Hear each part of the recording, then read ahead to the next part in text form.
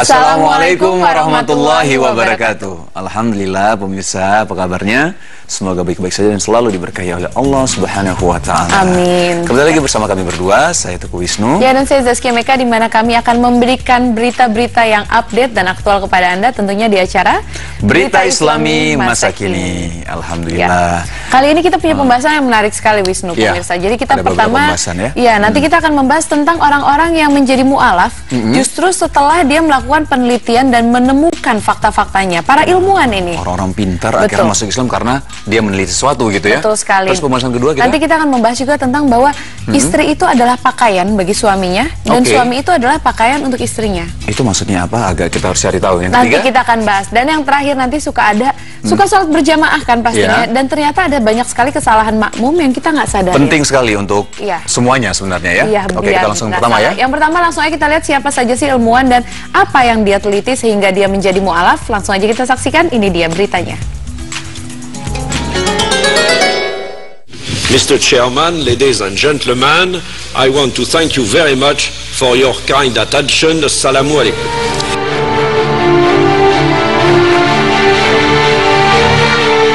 Menjemput Islam ilmuwan dunia.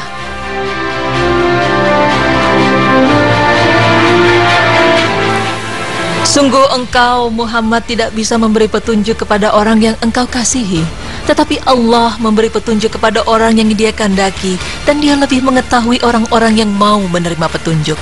Quran Surah Al-Qasas ayat 56.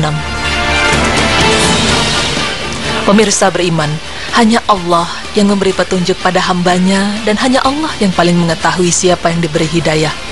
Setiap manusia memiliki jalan dan caranya masing-masing untuk mendapatkan sebuah hidayah dari Allah Subhanahu wa Ta'ala. Begitu pula yang dialami para ilmuwan yang masuk Islam setelah melakukan penelitian dengan cara yang berbeda-beda. Kali ini tim Berita Islami Masa Kini akan mengulas mengenai kisah menjemput Islamnya 4 ilmuwan terkemuka di dunia.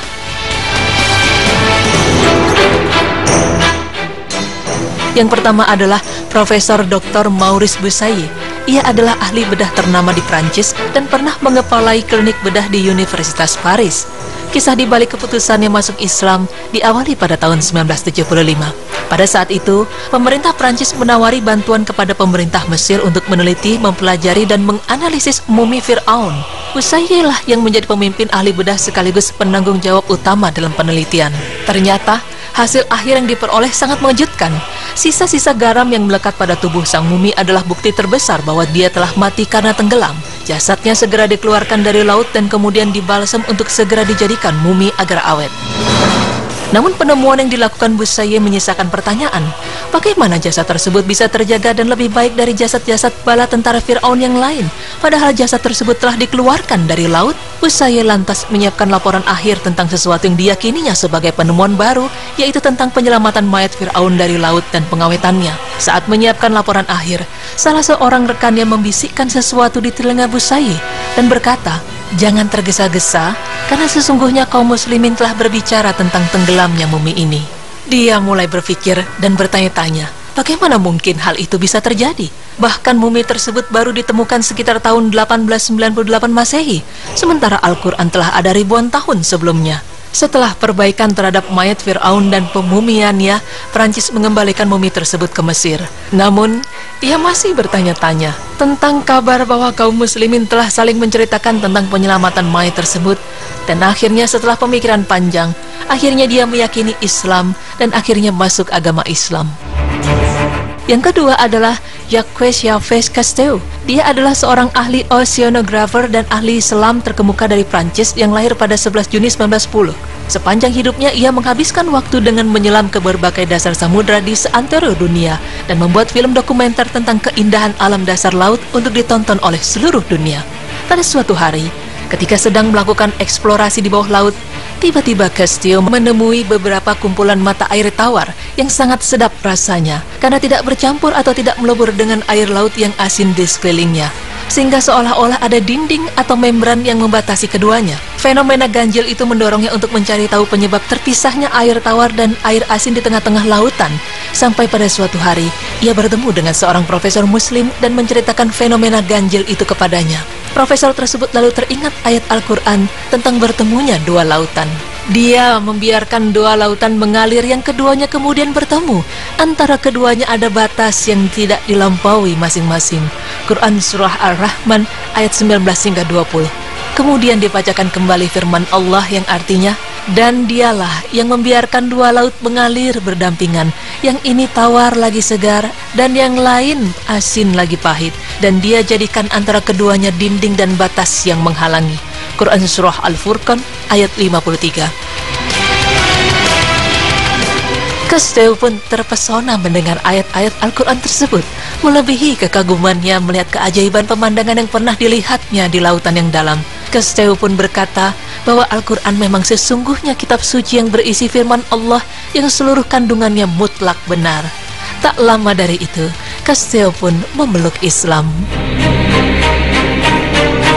Yang ketiga adalah ahli neurologi asal Amerika Serikat.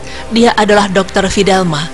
Ia mendapat hidayah saat melakukan kajian terhadap saraf otak manusia. Ketika melakukan penelitian, ia menemukan beberapa urat saraf di dalam otak manusia yang tidak dimasuki darah. Padahal setiap inci otak manusia memerlukan suplai darah yang cukup agar dapat berfungsi secara normal. Penasaran dengan penemuannya, ia mencoba mengkaji lebih serius.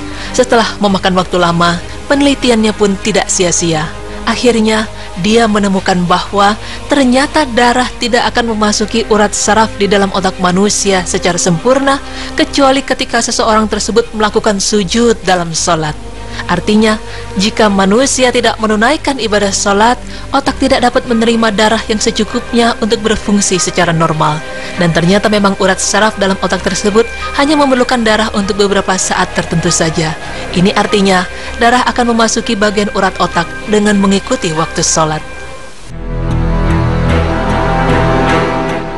Yang keempat adalah Profesor William Brown. Pada sebuah penelitian ilmiah yang diberitakan oleh sebuah majalah sains terkemuka menyebutkan bahwa sekelompok ilmuwan yang mengadakan penelitian mendapatkan suara halus yang keluar dari sebagian tumbuhan yang tidak biasa didengar oleh telinga biasa.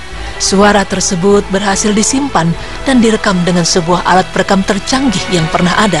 Para ilmuwan selama hampir 3 tahun meneliti fenomena yang mencengangkan ini, berhasil menganalisis denyutan atau detak suara tersebut sehingga menjadi isyarat-isyarat yang bersifat cahaya elektrik dengan sebuah alat yang bernama oskiloskop. Akhirnya, para ilmuwan tersebut bisa menyaksikan denyutan cahaya elektrik itu berulang lebih dari 1000 kali dalam 1 detik. Profesor William Brown yang memimpin para pakar sains untuk mengkaji fenomena tersebut mengisyaratkan setelah dicapainya hasil bahwasanya tidak ada penafsiran ilmiah atas fenomena tersebut. Pada kesempatan terakhir, fenomena tersebut dihadapkan dan dikaji oleh para pakar dari Britania, dan di antara mereka ada seorang ilmuwan muslim yang berasal dari India. Setelah 5 hari mengadakan penelitian dan pengkajian, ternyata para ilmuwan dari Inggris tersebut angkat tangan. Sang ilmuwan muslim tersebut mengatakan, kami umat Islam tahu tafsir dan makna dari fenomena ini, bahkan semenjak 1400 tahun yang lalu. Maka para ilmuwan yang hadir pun tersentak dengan pernyataan tersebut dan meminta dengan sangat untuk menunjukkan tafsir dan makna dari kejadian tersebut. Sang ilmuwan muslim segera mengucapkan firman Allah yang artinya, dan tak ada sesuatu pun melainkan bertasbih dengan memujinya, tetapi kamu sekalian tidak mengerti tasbih mereka. Sesungguhnya dia adalah maha penyantun lagi maha pengampun. Quran Surah Al-Isra ayat 44. Tidaklah suara denyutan itu melainkan lafaz Allah Azza wa Jalla sebagaimana tampak dalam layar oskiloskop. Maka keheningan dan keheranan luar biasa menghiasi aula di mana para ilmuwan muslim tersebut berbicara. Selang beberapa hari setelah peristiwa itu, Profesor William berceramah di Universitas Carnegie Mellon. Ia mengatakan, dalam hidupku, aku belum pernah menemukan fenomena semacam ini selama 30 tahun menekuni pekerjaan ini. Dan tidak ada seorang ilmuwan pun dari mereka yang melakukan pengkajian yang sanggup menafsirkan apa makna dari fenomena ini. Begitu pula tidak pernah ditemukan kejadian alam yang bisa menafsirnya. Akan tetapi, satu-satunya tafsir yang bisa kita temukan adalah dalam Al-Quran. Hal ini tidak memberikan pilihan lain buatku selain mengucapkan syahadatain. Semenjak saat itu, Profesor William Brown pun masuk Islam.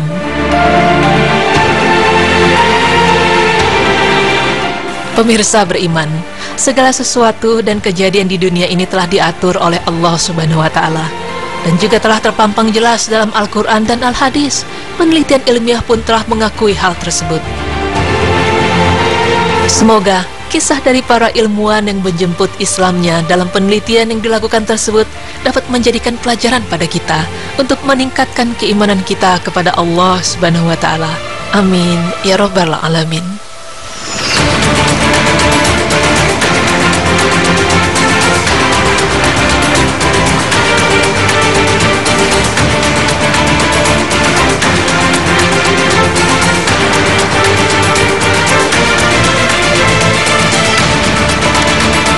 Masya Allah, saya kalau bisa dibilang speechless ya. Tapi emang semua yang dituliskan Al-Quran memang pada akhirnya sudah terbukti. Salah satunya tadi ada mayat Fir'aun yang memang ceritanya sudah jelas berada di lautan. Terus sudah gitu juga tadi yang terakhir juga luar biasa banget. Masya Allah, tanaman bertasbih itu tanaman yang bertasbih itu, waduh, speechless pemirsa. Masya Allah, memang luar biasa sekali ya. Jadi memang tadi ketika seorang ilmuwan ya, akhirnya dia menyadarinya ketika kenapa Firaun ini kan itu sebelum Quran ada gitu. Tiba-tiba di Quran itu ada gitu. Jadi merasa kok bisa seperti ini dan melihat banyak keajaiban-keajaiban lainnya gitu ya. Dan yang Masya Allah memang banyak sekali tadi ya para ilmuwan, dan memang kalau misalnya kita pikir secara logika, orang yang pintar saja akhirnya memeluk Islam karena meneliti gitu, akhirnya mendapatkan hidayah. Dan satu hal lagi memang yang harus kita inikan lagi ya, karena hidayah itu datangnya dari Allah Subhanahu wa Ta'ala ya. Jadi ketika Allah memberikan petunjuk, maka tidak akan ada siapapun yang dapat menyesatkannya. Jadi ketika Allah juga memberikan kesesatan kepada seorang, maka tidak akan ada siapapun yang dapat memberinya petunjuk, hidayah. Dan ya itu lagi, kita harus banyak-banyak bersyukur ya. Betul banget, dan makanya itu pentingnya juga kita selalu membaca surat Al-Fatihah ketika sholat. Karena kan kita dalam surat Al-Fatihah kita selalu minta diberikan petunjuk seperti orang-orang yang sudah ditolong sama Allah lebih dulu. Nah baik pemirsa, setelah ini kita akan membahas tentang yang tadi, bahwa istri itu adalah pakaiannya suami, suami juga pakaian istri. Itu maksudnya pakaian ini atau sebagai apa? Ya, makanya nanti kita akan kupasnya lagi lebih dalam. Oleh karena itu jangan kemana-mana, tetap di Berita Islami Masa Kini.